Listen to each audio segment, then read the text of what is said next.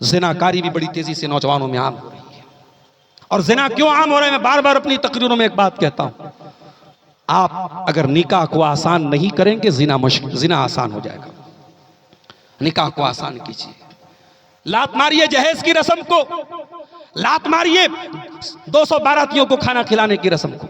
ये 200 बाराती खाना खाएंगे, उसके बाद अपनी जिंदगी की गाड़ी कमाई आप खर्च करके उनको खाना खिलाएंगे, उसके बाद वो कमेंट करके जाएंगे, अरे इसका तो झोल ज्यादा था, नमक ज्यादा था, मुर्गा ज्यादा गला नहीं था, ये था वो था, रोटी अच्छी नहीं थी, चावल अच्छा नहीं था, वो कमेंट करके जाएंगे। बाप बेचारा बेटी का बाप जिंदगी भर की कमाई कुर्बान करके आपको खाना खिलाए और आप कमेंट करके जाते हैं। अरे कहीं जाओ, अगर दावत में जाओ, अगर खाना कुछ मान लो कि 19 भी है, खाने में कुछ कमी भी है, तो अल्लाह का शुक्र अदा करो, चलो भाई उसने तुमको दावत दी है। शादियों में आज जो हो रहा है मेरे भाइयों, खून के आंसू रोने का दिल चाहता है।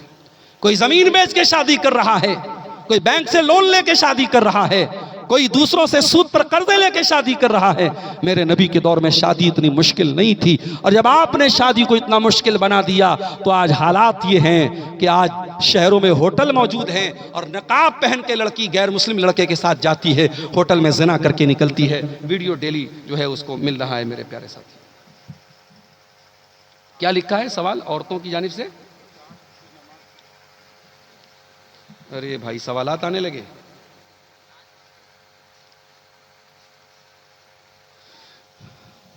मेरे प्यारे साथियों, ज़िनाकारी को भी हमें कंट्रोल करना है तो निकाह को आसान करना पड़ेगा। और इस्लाम वो दीन नहीं है जो फितरत के तकाज़ों का इनकार करता है।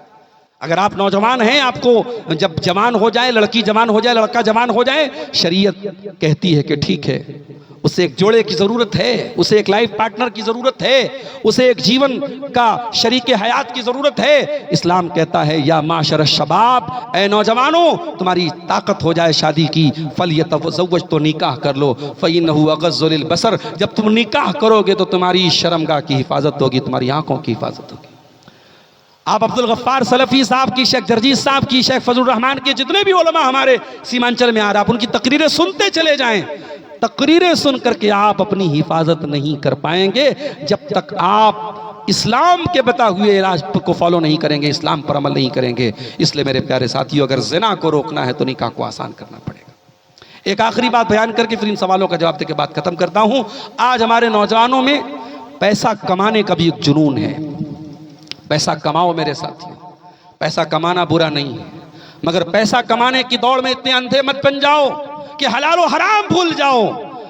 ये पैसा अगर हराम कमाई से आपके घर में आएगा, बिल्डिंग बन भी जाएगी, बच्चे आपके उस पैसे को खाएंगे, आपकी इबादतें अल्लाह के कबूल नहीं होंगी। नबी ने फरमाया, मा नबत लहमुन मिन सोतिन फन्नार औला बिही, जो जिस्म हराम कमाई से परवरिश पाएगा वो जिस्म जहन्नम की आग में जलेगा। मेरे प्यारे साथियों, नबी ने फरमाया था, याती अलन्नासि ज़मानुन, एक ज़माना ऐसा आएगा, ला युबालिल मरउ मिन ऐना अख़ज़ल माल, इंसान इस बात की परवाह नहीं करेगा कि हलाल तरीके से पैसा कमा रहा है या हराम तरीके से पैसा कमा रहा है। ये 2-3 सवालात आए हैं। 25 दिसंबर को हमारे ईसाई भाइयों के साथ क्रिसमस डे मना सकते हैं, और ये लोग क्रिसमस डे क्यों मनाते हैं? मेरे ख्याल से इस सवाल का जवाब मैं कई बार तकरीरों में दे चुका हूँ, और ये बहुत कॉमन चीज़ है, सब लोग जानते हैं कि क्रिसमस ईसाई लोग हज़रत ईसा अलैहिस्सलाम की पैदाइश के दिन मान के मनाते हैं, उनके जन्म की खुशी में मनाते हैं, उनका जन्मदिन मनाते हैं। और हम जैसे ईसा अलैहिस्सलाम को अल्लाह का रसूल मानते हैं, वो अल्लाह का रसूल ही नहीं अल्लाह का बेटा मानते हैं। तो वो ईसा अलैहिस्सलाम को सन ऑफ गॉड मानते हैं और उसकी वो खुशी मनाते हैं।